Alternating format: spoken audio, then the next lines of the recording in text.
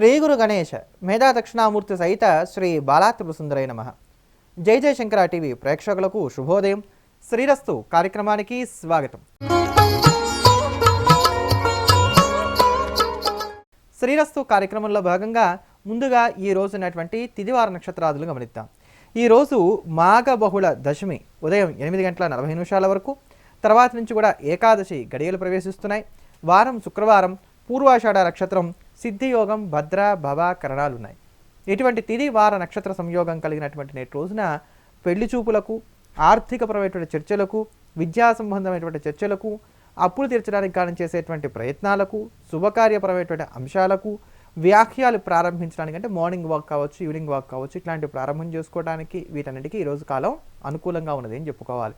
పెళ్లి చూపులు, విద్యాపరమైన చర్చలు, ఆర్థికపరమైన చర్చలు, శుభకార్యాలకు సంబంధించిన చర్చలు, వ్యాఖ్యలు, మార్నింగ్ వాక్, ఈవినింగ్ వాక్ వంటి వాటి ప్రారంభం చేసుకోవడానికి, అప్పులకు సంబంధించినటువంటి విషయాలు ఏవైతున్నాయంటే అప్పు తీర్చడానికి కానీ చేసిన ప్రయత్నాలు ఏవైతున్నాయో వాటి మీద దృష్టిని సారించడానికి ఈ రోజున్నటువంటి కాలం అనుకూలంగా ఉన్నది అని చెప్పుకోవాలి.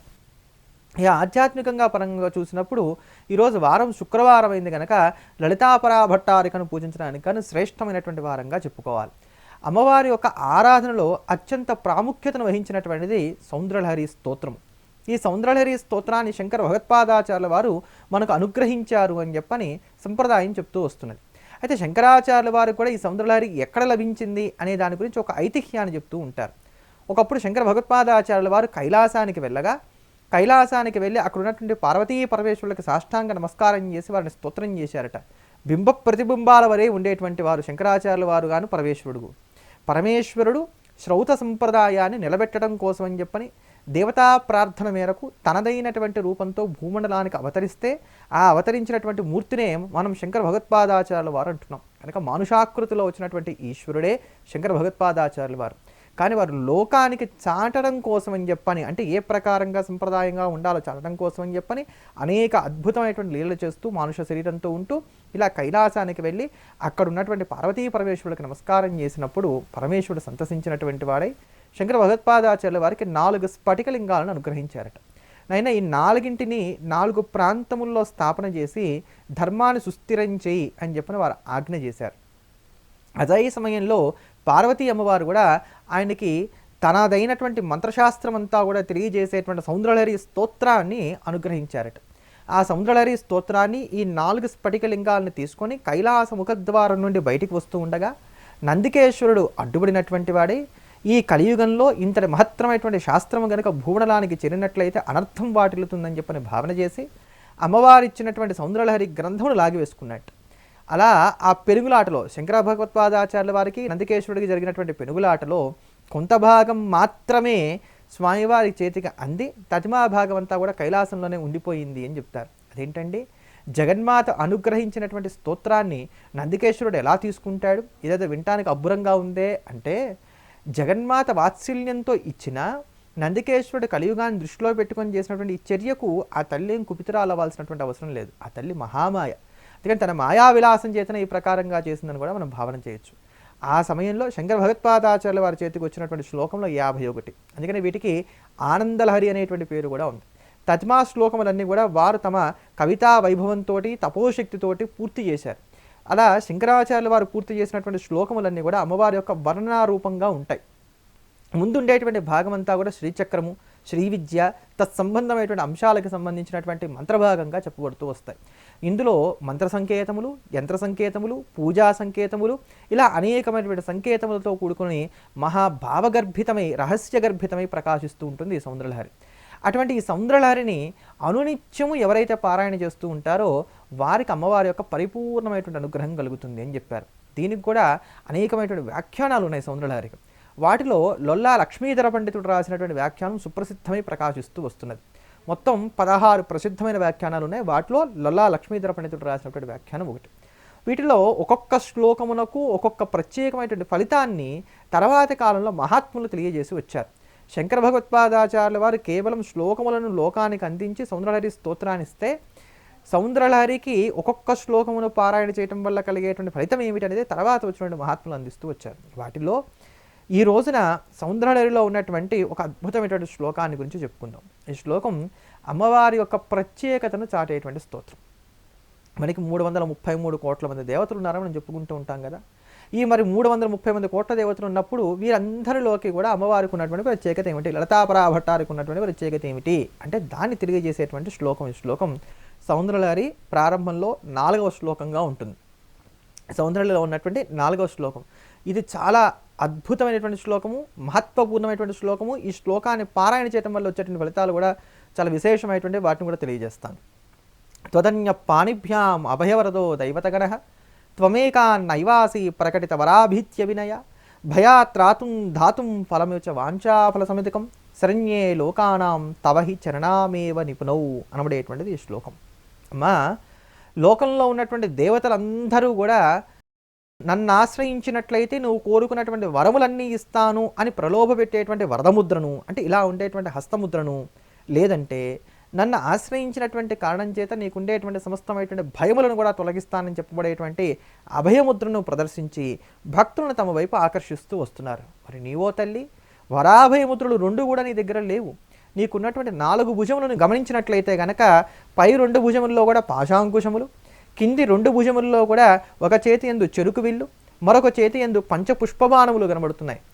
అంటే నీవు వరప్రదానము కానీ అభయప్రదానము కానీ చెయ్యవని చెప్పడమా ఇందులో అంటే ఆంతర్యం? అలా కాదు కదా తల్లి. ఎవరైతే నీ దగ్గరకు వచ్చి నీ పాదములకు నమస్కరిస్తారో అలా నమస్కరించినటువంటి వారికి త్వదన్య పాణిభ్యాం అభయవరదో దైవతగణ త్వమేకాన్నైవాసి ప్రకటితవరాభీత్య వినయ భయాత్రాతుం దాతుం ఫలమపి చ వాంఛా సమధికం శరణ్యే లోకానాం తవహి చరణామేవ నిపుణౌ. నీ పాదాల దగ్గరకు వచ్చి ఎవరైతే సాష్టాంగ నమస్కారం చేస్తారో ఆ నమస్కారం చేసినటువంటి వారి మనస్సులో మెదిలేటువంటి కోరికలు ఏవైతున్నాయో అంతకన్నా ఎక్కువైనటువంటి ఫలితాలను వారు కోరుకుంటున్న దానికన్నా కూడా అద్భుతమైనటువంటి అభయాన్ని నీ పాదాలే వారికి అనుగ్రహిస్తున్నాయమ్మా. నీ పాద కాంతి అంత గొప్పదైనటువంటిది అని చెప్పని వారి శ్లోకంలో తెలియజేస్తారు. అని అమ్మవారికి ఉండేటువంటి ప్రత్యేకత అది, లలితాపరమేశ్వరికి ఉండేటువంటి ప్రత్యేకత అది అని అంటారు. ఈ శ్లోకాన్ని నియమంగా ఎవరైతే రోజుకి 1000 సార్లకి తక్కువ కాకుండా పారాయణ చేస్తూ వస్తారు, మీరు కావాలంటే ఉదయం ఒక 500 సార్లు, సాయంకాలం ఒక 500 సార్లు చదువుకున్నా సరే, కానీ ఒకేసారి 1000 సార్లుగా చదివితే మాత్రం చాలా మంచిది. 2-3 గంటల వ్యవధి పడుతుంది, కొంచెం బాగా సమయం చిక్కేటువంటిది. పురాకృతమైనటువంటి పాపకర్మ నశించాలంటే కాస్త శ్రమించాలి. మరి ఇలా రోజు కూడా 1000 సార్లకి తక్కువ కాకుండా ఈ ఒక్క సౌందర్యలో ఉండేటువంటి 4వ శ్లోకమైనటువంటి త్వదన్య పాణిభ్యాం అంటూ సాగేటువంటి శ్లోకాన్ని కనుక నిత్యం పారాయణ చేస్తూ వచ్చినట్లయితే కటిక దరిద్రుడికైనా సరే ఐశ్వర్యము కలుగుతుంది అని చెప్పని వ్యాఖ్యానకారులు తెలియజేశారు. కనుక ఇది దరిద్రాన్ని పోగొట్టుకోవడానికి చాలా విశేషమైనటువంటి శ్లోకం. అలానే రోగనాశనానికి కూడా ఇది బాగా ఉపయోగపడుతుంది అని అన్నారు. ఎందుకంటే అనారోగ్యములతో బాధపడేటువంటి వారు, దారిద్ర్య బాధలతో బాధపడేటువంటి వారు రోజు కూడా లలితా అమ్మవారి యొక్క చిత్రపటాన్ని ఒకటి ఎదురుగా పెట్టుకొని చక్కగా దాని ముందు కూర్చొని ఈ స్తోత్రాన్ని పారాయణ చేసి అమ్మవారికి పసుపు అన్నాన్ని నైవేద్యంగా పెట్టాలి అని చెప్పారు. పసుపు అన్నము అన్నప్పుడు అచ్చంగా అన్నంలో పసుపే కలిపి పెట్టక్కర్లా, పులిహార వంటివి చేసి పెట్టవచ్చు. పులిహార చూడడానికి పసుపు రంగులోనే ఉంటుంది కనుక అటువంటి వాటిని నైవేద్యంగా పెట్టి ఇలా చేయాలి. మరీ ఎక్కువగా అనారోగ్య బాధ ఉన్నట్లయితే, కూర్చొని మీరు పారాయణ చేయలేనటువంటి స్థితి ఏదన్నా ఉన్నట్లయితే విభూది పెట్టుకొని పడుకోనైనా సరే పారాయణ చేసి నైవేద్యం ఇతరులు ఎవరు చదువుతారో చేయించవచ్చు. అయితే నైవేద్యం పెట్టడానికి కూడా ఇంట్లో ఎవరూ లేరు, అప్పుడు మానసికంగానే అమ్మవారిని భావన చేస్తూ ఈ శ్లోకాన్ని పారాయణ చేసినా ఫలితం వస్తుంది. కానీ సంఖ్య మాత్రం తగ్గకూడదు. రోజు 1000 అంటే 1000 సార్లకి తక్కువ కాకుండా ఈ శ్లోకాన్ని ఇలా పారాయణ చేసినప్పుడు మాత్రమే ఈ ఫలితం కలుగుతుంది అని. ఇలా సౌందర్యలో ఉండేటువంటి ఒక్కొక్క శ్లోకమునకు ఒక్కొక్క విశేషమైనటువంటి ఫలితాన్ని మనకి పెద్దవాళ్ళు తెలియజేసి ఉన్నారు. అటువంటి ఆ సౌందర్యలహరి పారాయణని ఈరోజు మనం చేసి తరించదువుగాక అని ప్రార్థన చేస్తూ ఈ రోజు ఉన్నటువంటి పరిహారాన్ని ఒక్క మార్గం గమనిద్దాం.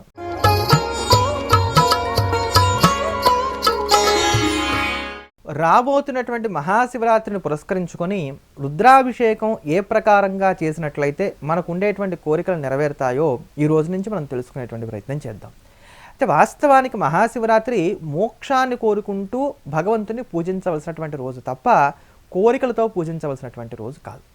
ఇక్కడ శివ ఆరాధనలో భాగంగా మనకు ఉండేటువంటి కోరికలు నెరవేరడానికి కానీ ఎటువంటి పరిహారాలు చేసుకోవచ్చు అనేదాన్ని ప్రస్తుతాంశంగా చేసుకొని మాత్రమే ఇక్కడ నేను మీకు ఈ పరిహారాలు చెప్తున్నాను. కనుక శివరాత్రి రోజే దీన్ని ప్రారంభం చేయాల్సిన అవసరం ఏం లేదు. మీరు ఎప్పుడైనప్పటికీ అమావాస్య దాటిన తర్వాత వచ్చేటువంటి తొలి సోమవారం ఉన్నటువంటి రోజున ఇప్పుడు నేను చెప్పబోతున్నటువంటి పరిహారాన్ని ప్రారంభం చేసి చేసుకోవచ్చు.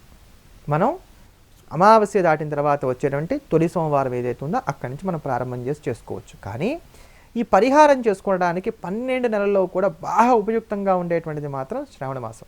అలా కుదరలేదు, మీరు ఏ నెలలో అయినప్పటికీ కూడా అమావాస్య దాటాకు వచ్చేటువంటి సోమవారం నాడు దీన్ని ప్రారంభం చేయవచ్చు. దీనికి చేయవలసిందల్లా ఏంటంటే ప్రతి సోమవారం కూడా పచ్చి పాలలో పితికినటువంటి ఆవు పాలై ఉండాలి, ప్యాకెట్ పాలు పనికిరావు.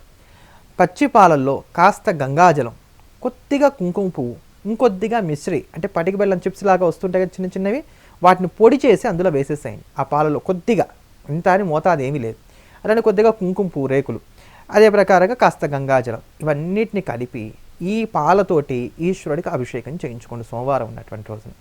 చేయించిన తర్వాత కాస్త గంధంలో ఏం చేస్తారంటే పారిజాతపు సువాసన వచ్చేటువంటి అత్తరు కలపండి.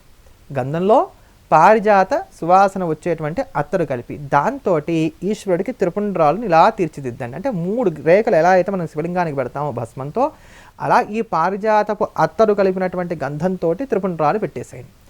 ఒకవేళ అంత అత్తరు మీకు దొరకలేదు, మామూలుగా నీళ్ళతోటి గంధాన్ని కలిపేసి దాంట్లోనే కొంచెం అత్తరు కూడా వేసేసి అలా అయినా సరే త్రిపుండ్రాలు మీరు పెట్టేసేయచ్చు. పెట్టిన తర్వాత 11 అంటే 11 లెక్క పెట్టి నాగకేశరములు అని దొరుకుతాయి. నాగకేశరాలు చూడడానికి అచ్చం లవంగాల్లాగా ఉంటాయి, అయితే లవంగాలు కొంచెం గట్టిగా మందంగా ఉంటాయి, ఇవి కాస్త వీటి కాడలు పలచగా ఉంటాయి, అంతే తేడా. పూజా స్టోర్స్లో లభిస్తాయి. 11 నాగకేశరాలు శివలింగం మీద పెట్టి నమస్కారం చేసుకోండి. అలా నమస్కారం చేసేటప్పుడు ఆవు నేతితోటి దీపారాధన చేయాలి, గంధపు సువాసన వచ్చేటువంటి అగరత్తులు వెలిగించాలి, దారిద్ర్య దుఃఖ దహన శివస్తోత్రాన్ని పారాయణ చేయాలి. ఇదంతా అయిపోయిన తర్వాత ఒకవేళ ఆలయంలో మీరు అర్చకుల చేతిలా చేయిస్తున్నప్పుడు వాళ్ళకే ఇచ్చి నాగకేశరాల శివలింగం మీద పెట్టేమనండి. ఆ శివాలయ ప్రాంగణంలో ఎక్కడైనా సరే చక్కగా ఆవునేతితో దీపారాధన చేయండి, ఒక గంధపు సువాసన వచ్చేటువంటి అగరత్తులు వెలిగించేయండి, మీరు దారిద్ర్య దుఃఖ దహన శివస్తోత్రాన్ని పారాయణ చేయండి. ఇంతే. ఇలా ప్రతి సోమవారం వదలకుండా ఒక ఏడాది పాటు చేయండి. వచ్చినటువంటి ఐశ్వర్యం స్థిరంగా నిలబడుతుంది. దారిద్ర్యబాధలు పోవడంతో పాటుగా ఆర్థిక ఉన్నతి కలగడంతో పాటుగా ఆ కలిగినటువంటి ఆర్థిక ఉన్నతి ఎప్పటికీ స్థిరంగా నిలబడిపోతుంది పరిహారం వలన. అయితే దీంట్లో జ్ఞాపకం పెట్టుకోవాల్సిన ప్రతి సోమవారం అభిషేకం చేస్తే సరిపోతుంది. దారిద్ర్య దుఃఖదాన శివ స్తోత్రం మాత్రం ప్రతిరోజు శివాలయానికి వెళ్ళి మీరు పారాయణ చేయాలి. పొద్దునైనా చేయండి, సాయంత్రమైనా చేయండి, కానీ ప్రతిరోజు శివాలయానికి వెళ్ళి పారాయణ చేయాలి. ఒకవేళ మీరు వేరే ప్రాంతాల్లో ఉన్నారు, మీకు కుదరదు, ఏదైనా ఒక్కరోజు తప్పింది పర్వాలేదు, కానీ రెగ్యులర్గా చేయవలసి వచ్చినప్పుడు మాత్రం శివాలయంలో చేయటమే శ్రేయోదాయకం. ఇటువంటి మరిన్ని తేలికైనటువంటి పరిహారాలతో రేపటి శ్రేయస్సు కార్యక్రమంలో మళ్ళీ కలుద్దాం. ఎల్లప్పుడూ దేశాన్ని ప్రేమిద్దాం, దైవాన్ని స్మరిద్దాం. స్వస్తి.